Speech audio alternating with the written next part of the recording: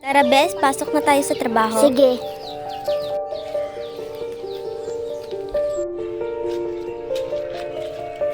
Tara, pasok na tayo.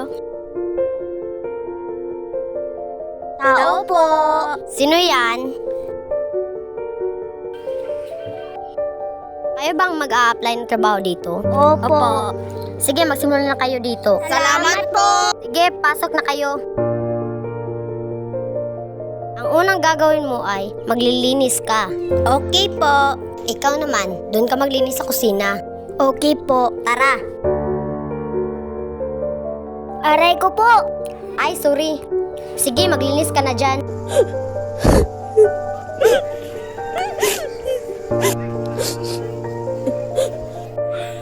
At ikaw naman, bakit ang bagal-bagal mo? Sorry po. Ayos-ayusin mo lang ha.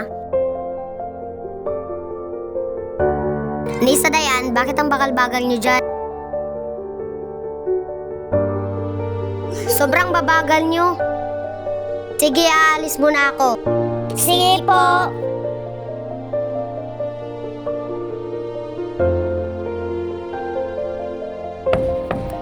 Ano po yun? Pinakilala niya na ba ako sa inyo? Wala pa po.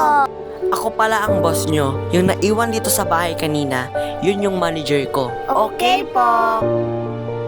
Hindi pala siya ang boss. Ano? Nakakatawa. Feeling boss. Oo nga eh, no? Sino ba yung pinag-uusapan nyo? Ako? Ethan, aalis muna ako. Pupunta ako na ibang bansa. Sige, boss. Paalam po. Sige, alis na ako.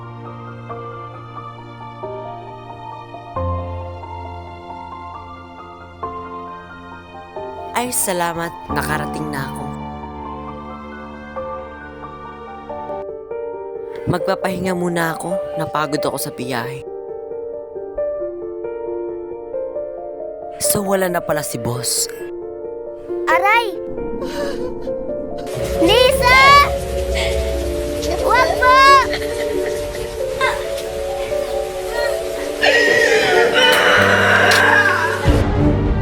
Aray!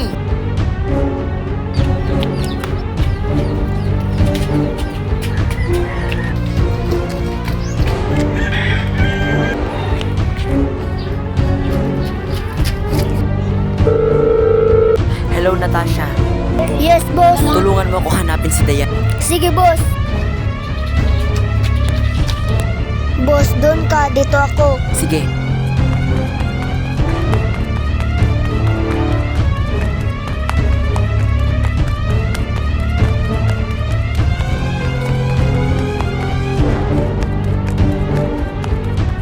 Boss, nakita ko na si Dayan.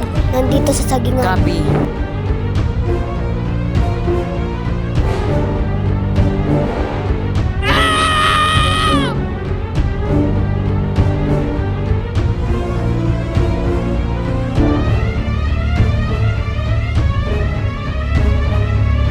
Tara, dalhin natin siya sa lumang bodega.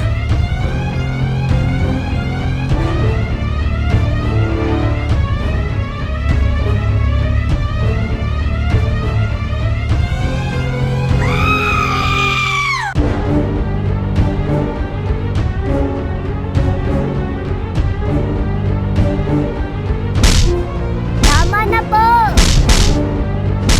Natasha, tanggalin mo ang tali. Bilis!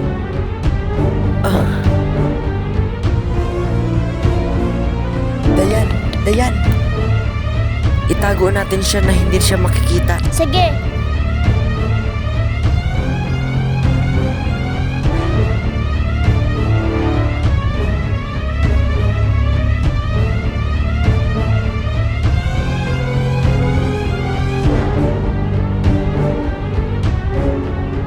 Natasha, huwag mo ako isusumbong Oh, sa sige. pulis ha.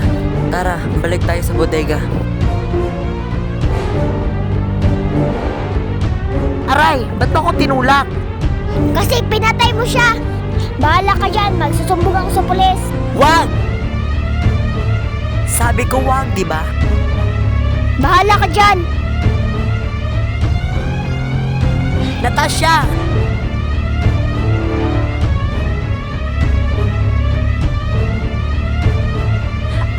kaya siya? Uuwi na lang ako.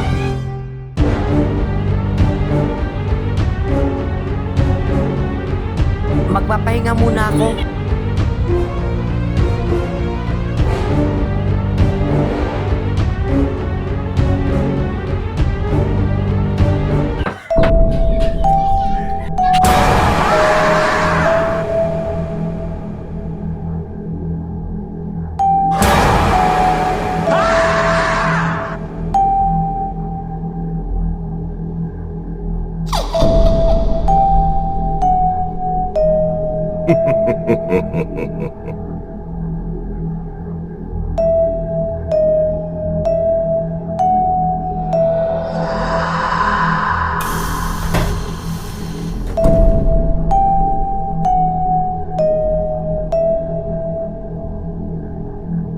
Di ba kay Ethan to?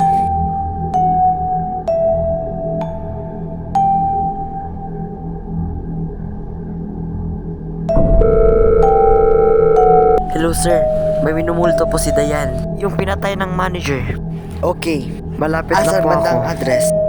Dito sa bahay ni Mr. Curvy.